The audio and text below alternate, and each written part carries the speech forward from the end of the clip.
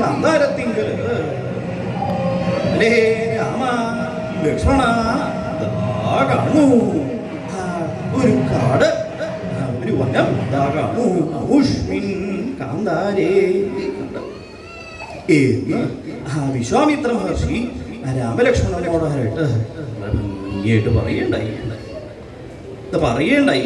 എപ്പോഴാ ഭഗവാൻ വിശ്വാമിത്ര മഹർഷി പറയണ്ടായത് എന്നാണെങ്കിൽ വിശ്വാമിത്ര മഹർഷി യാഗം ആരംഭിച്ച യാഗം സുബാഹുപ്രഭൃതികളായിരിക്കുന്ന രാക്ഷസരെ വക്കുക ഹേതുവായിട്ട് രാമലക്ഷ്മണന്മാരെ കൂട്ടിക്കൊണ്ടുവരാനായിട്ട് അയോധ്യയിലേക്ക് പുറപ്പെടുകയുണ്ടായി.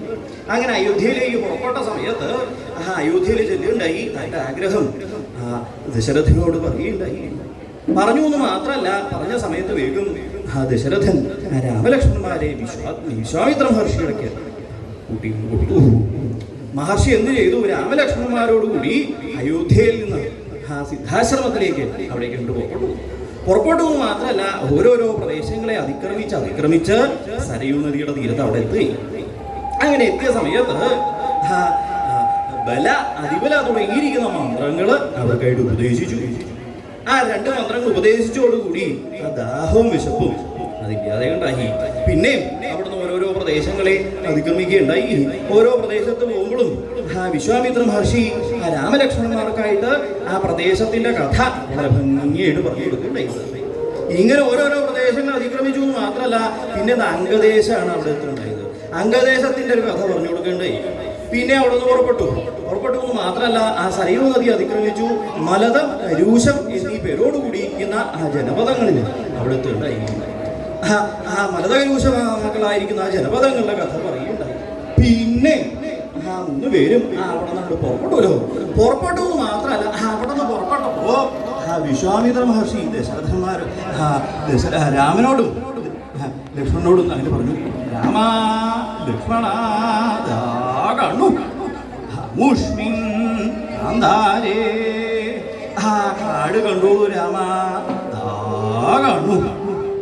അത് നമ്മള് ഇത്രയും വന്ന പ്രദേശം പോലെയല്ല ഇനി പോകാൻ പോണ പ്രദേശം. വളരെ ശ്രദ്ധിച്ചിട്ട് വേണം ഇനിയുള്ള പ്രദേശത്തൂടെ പോകാനായിട്ട്. ഇത് വേറൊന്നുമല്ല, ഈ കാട്ടിൽ കൂടെയാണ് ഇങ്ങോട്ട് പോകുന്നത്. അങ്ങനെയുള്ള ഒരു വനാണത്. ഊഷ്മിൻ കാന്താരേ, നമ്മൾ ഇത്രയും വന്ന പ്രദേശം പോലെയല്ല ഇനിയുള്ള പ്രദേശം. ഇത് വേറൊന്നുമല്ല, ഈ ഒരു വനത്തിന്റെ ഒരു പ്രത്യേകത എന്താ എന്നാണെങ്കിൽ, കായൽ ഒരു നിശിചരി ഉണ്ടാവും.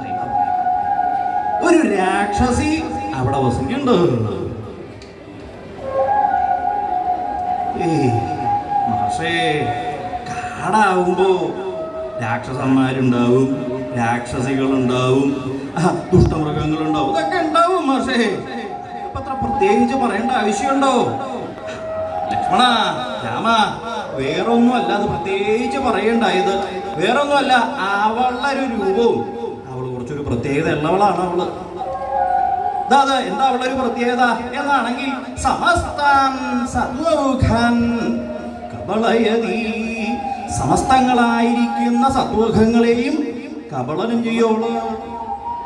സമസ്തങ്ങളായിരിക്കുന്ന സത്വഖങ്ങൾ എന്ന് പറഞ്ഞാൽ സകല ജീവജാലങ്ങളിലെ കൂട്ടത്തെയും കബളനം ചെയ്യുന്നു എന്ന് പറഞ്ഞാൽ വിഴുങ്ങും. അങ്ങനെയുള്ളവളാണ് അവളെ. എന്താ അവൾക്ക് വേറെ പ്രവൃത്തിയൊന്നുമില്ല.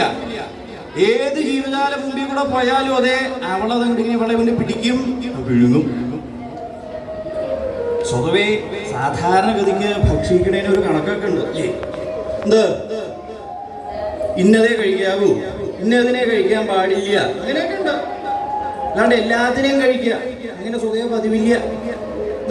ഇന്ന സാധനങ്ങളെ കഴിക്കാൻ പാടുള്ളൂ, ഇന്നതിനെ കഴിക്കാൻ പാടില്ല, അങ്ങനെയൊക്കെ ഉണ്ട്. പക്ഷെ ഇവൾക്ക് അങ്ങനെയില്ല. സമസ്താൻ സത്വഖാൻ, എല്ലാ ജീവജാലങ്ങളും അതെ, ഇന്നതൊന്നുമില്ല. ആന ആയിക്കോട്ടെ, സിംഹമായിക്കോട്ടെ, പുലി ആയിക്കോട്ടെ, മഹർഷിമാരായിക്കോട്ടെ, മനുഷ്യനായിക്കോട്ടെ, ഒന്നുമില്ല. സമസ്താൻ സത്വഖാൻ കബളയതി, കണ്ണിന്റെ മുമ്പിൽ എന്തിനെ കണ്ടോ പിടിച്ച് വിഴുങ്ങാനാണ്. സ്വതവേ കഴിക്കണം വിഴുങ്ങാണ്. സമസ്താൻ സത്വഖാൻ, എല്ലാ ജീവജാലം അതെ.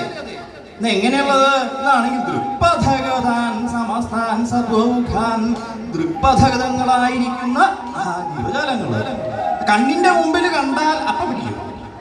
പിന്നെ താമസമില്ല, കണ്ണിന്റെ മുമ്പിൽ കണ്ടു കഴിഞ്ഞാൽ അപ്പ പിടിക്കായി വിഴുങ്ങായി. പക്ഷേ അങ്ങനെയൊക്കെ പറഞ്ഞു കഴിഞ്ഞാൽ ആരെങ്കിലും ഒക്കെ വിശ്വസിക്കുമോ? അതെ, എല്ലാത്തിനെയും വിഴുങ്ങുക എന്നൊക്കെ പറഞ്ഞു കഴിഞ്ഞാലേ എങ്ങനെയാ അവൾക്ക് വിഴുങ്ങാൻ സാധിക്കണത്? അങ്ങനെയുണ്ട്, അത് അവളുടെ ഒരു പ്രത്യേകതയാണ്. അവൾ മാത്രമേ സാധിക്കുള്ളൂ.